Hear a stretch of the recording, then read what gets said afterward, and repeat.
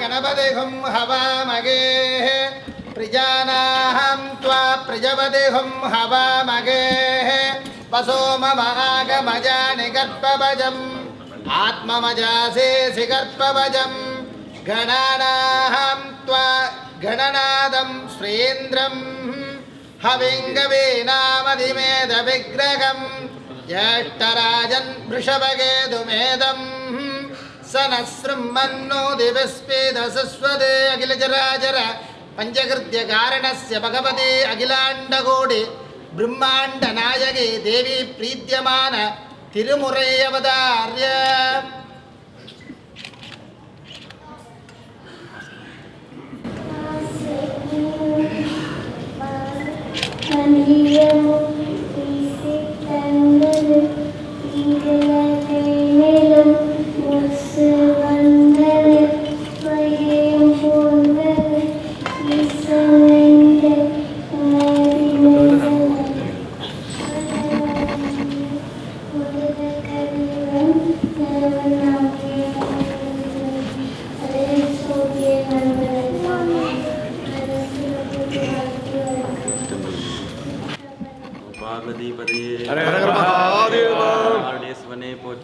நாட்டவர்க்கு மறைவா போற்றி எல்லோரும் வாழ்க.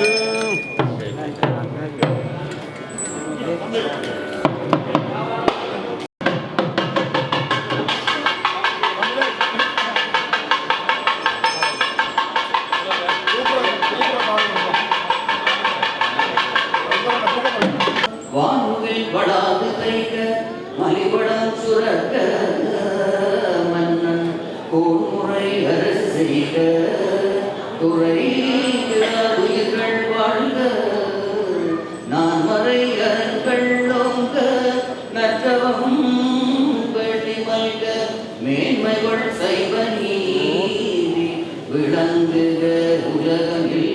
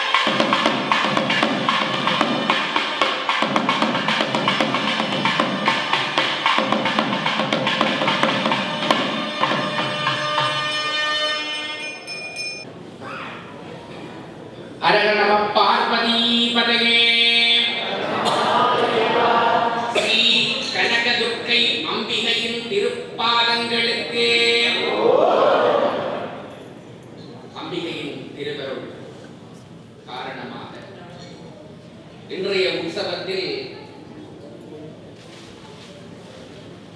ராஜராஜேஸ்வரி பாவனையோடு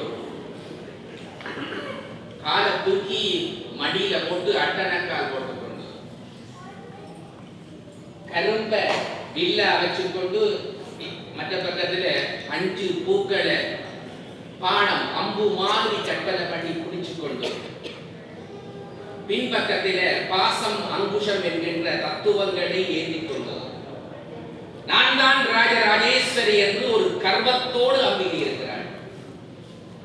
அம்பிகைக்கு கர்வம் வருமானு நீங்க நினைக்காதீங்க, கட்டாயம் இருக்கு. அம்பிகைக்கு கர்வம் இருக்கு. ஏன் தெரியுமா? இப்படிப்பட்ட பக்தர்கள் எனக்கு இருக்கின்ற பொழுது நான் எதற்கு பயப்பட வேண்டும்?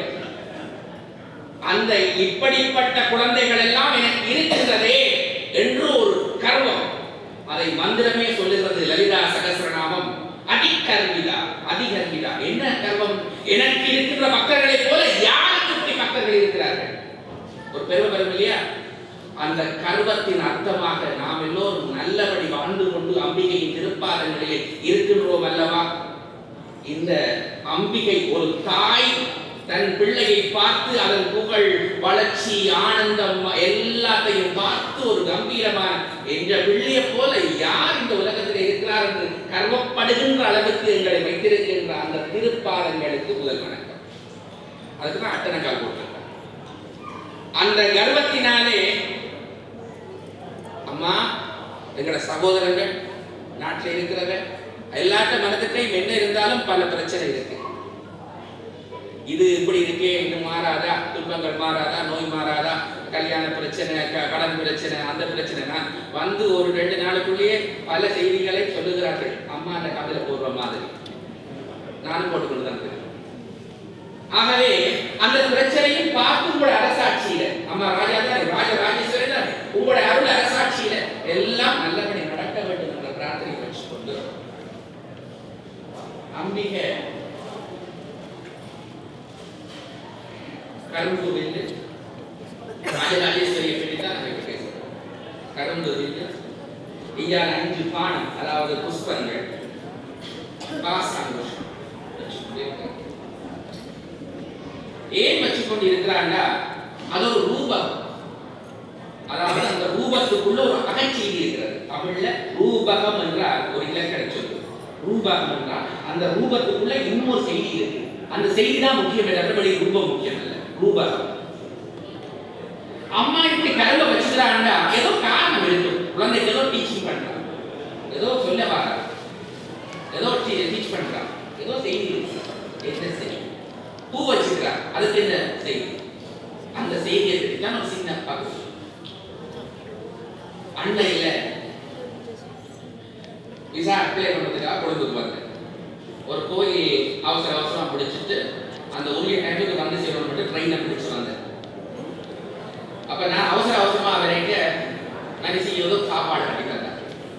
மனைவி வாங்கி கொண்டு வந்தாச்சு. ரயில்ல ஓட ஓட சாப்பிடுவோம். ஒரு தேவையோட ஓடி வந்தாச்சு. ரயில் புறப்பட்டது. கிட்டத்தட்ட கிளிநொச்சி கிட்ட வர எனக்கு முன்னாலே இருந்தவன் தந்த சாப்பாட்டு பாசறையில சாப்பாட்டு பாசலை பிடிச்சான். வெந்தய குழம்பும் இடியப்பம். எனக்கு வெந்தய குழம்பும் இடியப்பம்னா ரொம்ப பிடிக்கும். மூக்க துளைச்சது. ஏற்கனவே வேலையெல்லாம் இருந்து அவசர அவசரமா ரயில்ல வந்தான். ஒழுங்கா சாப்பாடு இல்லை. இடியப்பமும் ஏற்கனவே ஐயரா இருந்தாலும் பசி இருக்குங்கானே, ஆசை இருக்குங்கானே. உண்மைதான். நாங்க அடக்கி இருக்கிறோம். அதுக்குதான் நீங்க ரொம்ப மதிப்பு. அதுக்காகத்தான் நம்மளோட சிறப்பு. ஐயாண்ட நீங்க எவ்வளவு இருக்குதான் உள்ளது. வெந்தய குழம்பை பார்த்தா எனக்கு விருப்பம் வரும். சரி சாப்பிட முடியாது. சரி எந்த பாசலுக்கு ரொம்ப பண்ணுறா மனுஷி 2 நாளுக்கு சேர்த்து பழுதாகாம ஒரு சாப்பாடு செய்யுது. வெங்காயம் போடாம, உப்பு போடாம, மிளகாய் ஒன்று போடாம, கோதுமாவில கொஞ்சம் உப்பை போட்டு நல்லா வேக விட்டு ஒரு முறை இருந்தா 2-3 நாளைக்கு இருக்கு அந்த ரொட்டி. அதை வச்சுக்கிறார். எனக்கு இதை பார்த்தோன்னா விருப்பம், அதை பார்த்தோன்னா விருப்பம். யோசிச்சு பாருங்க. எனக்குள் 2 சங்கதிகள் அங்க நடக்குது. உன்னை பார்த்து விருப்பம் வருது. அதை விருப்பத்தை பார்த்து அதில் காவல் வருது. எனக்கு அது கிடைக்கலையே. இங்கே பார்த்தா எனக்கு பிடிக்காத பக்கத்துல இருக்கு. இதை பார்த்தாலும் கவலை வருது. இதைத்தான் மந்திரத்திலே சொன்னார், குரோதா ஆராங்குசோஜ்வலா. பின்னுக்கு 2 அங்குசம் இருக்காரு, பாசம் அங்குசம், குரோதம் வெறுப்பு, இருப்பு. இதைத்தான் பாச அங்குசமாக தாய் 2 கையிலே பின்னுக்கு வச்சிருப்பார். ராஜராஜேஸ்வரி தத்துவம் இதுதான் இந்த பிரச்சனை பண்றது. ஒன்று விருப்பமாக கிடைக்கலையா கவலை, மற்றது விரும்பாத கிடைச்சிருந்தா கவலை. இருக்கா இல்லையா அவரவர் போட்டு பார்க்க முடியாது. இது ஒரு. இரண்டாவது ஐந்துபான், அதாவது பூக்கள். இது வேறு மந்திரத்திலே வருது. தன்மாத்திரக சாயிதா. எங்களுக்கு தன்மாத்திரைகள் இருக்கிறது. தன்மாத்திரைகள்டா கண், காது, தென்ற காது, பேசுற வாய், இப்படி ஐம்பொருட்கள் இருக்கின்றது அல்லவா? இதைத்தான் தன்மாத்திரைகள் சொல்லுவாங்க. இந்த தன்மாத்திரைகள் 5 பானம், அம்பு, மன்மதன் விட்ட அம்பு மாதிரி. அதுவும் பல செய்திகளை செய்யும். ஒன்றை பார்த்தோன்னே ஆசை, பிடிக்காதவனை பார்த்தாலும் பிரச்சனை, பிடிச்சவனை பார்த்தாலும் பிரச்சனை. என்னென்னவோ அளவுல போட்டுக்கிறாங்க.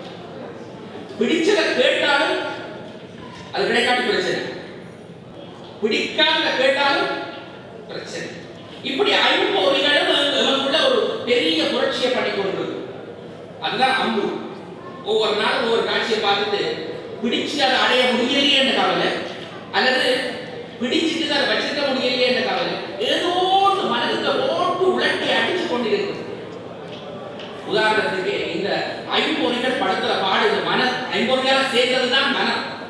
அடுத்த மந்திரத்துல வரும் எப்படி, மனோரூபேஷு கோதண்டா.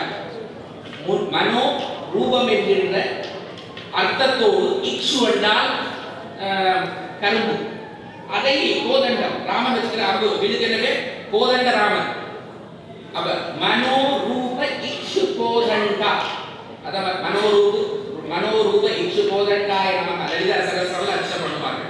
அப்ப என்னண்டா, இந்த ஐம்பொறிகள் வழியாக மனம் எல்லா செய்தியும் சேகரிக்கும்.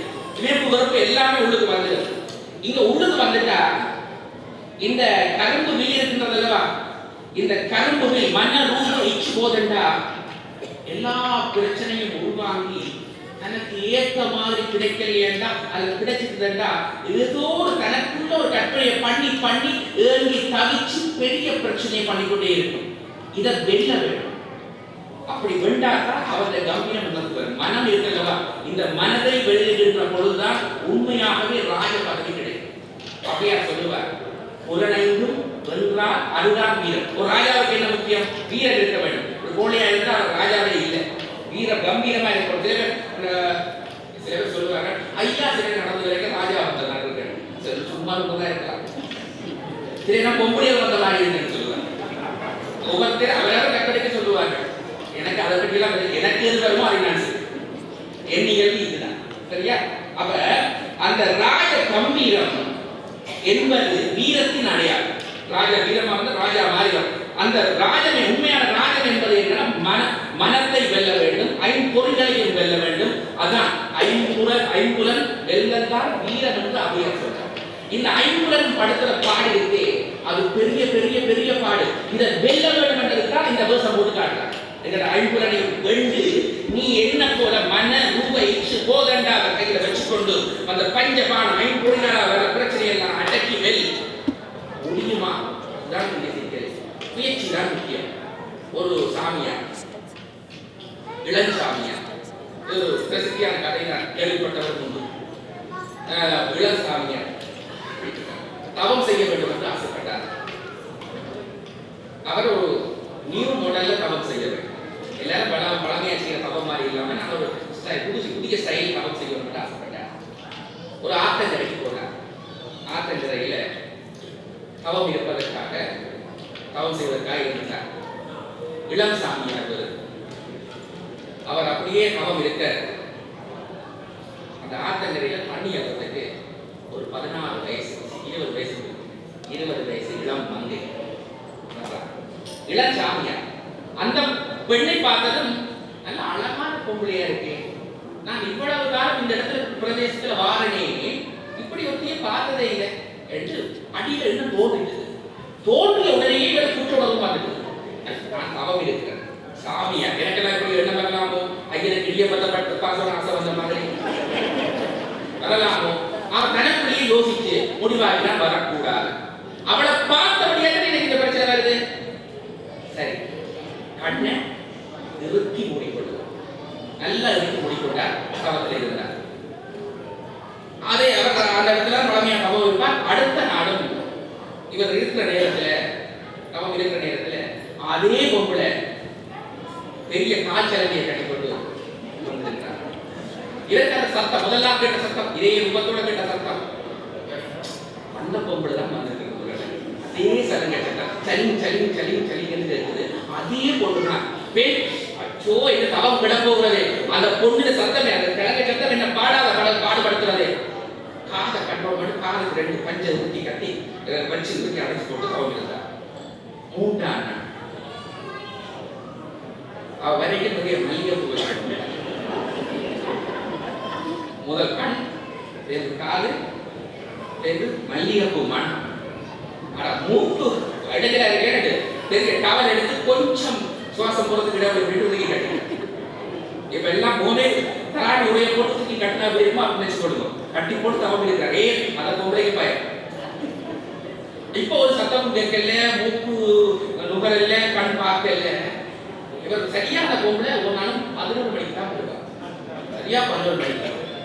இவருக்கு 10:45, 10:50, 10:55, 10:59. இவர் மனம் நினைக்கிறது, இன்னும் 19, 12 மணி ஆக போது இன்னும் அந்த பொம்பளை வரலையே. மனம் அடங்கிச்சா? மனத்தை நாம் அடக்குகின்ற பொழுதுதான் அது உண்மையான தவம். தவம் இருக்கின்ற பொழுதுதான் அந்த கம்பீரம் வரும். அந்த கம்பீரத்தை எவருக்கு செய்து காட்டுகிறாள் என்றாய் புரிந்து கொண்டால் இந்த மகோத்சவத்தில் ராஜராஜேஸ்வரி எந்த தத்துவத்தோடு காலை கர்வத்தோடு பிடித்தாலோ அந்த கர்வம் எங்களுக்குள் பதியும். ஏன்? நாங்கள் அவளை அப்படியே பின்பற்றுகின்ற சிறந்த குழந்தைகள். இந்த தத்துவம் எல்லோருக்கும் கிடைக்க எல்லாம் வல்ல தாயின் திருப்பாதத்தை சரணடைகிறோம். ஓம் நம சிவாய. இப்பொழுது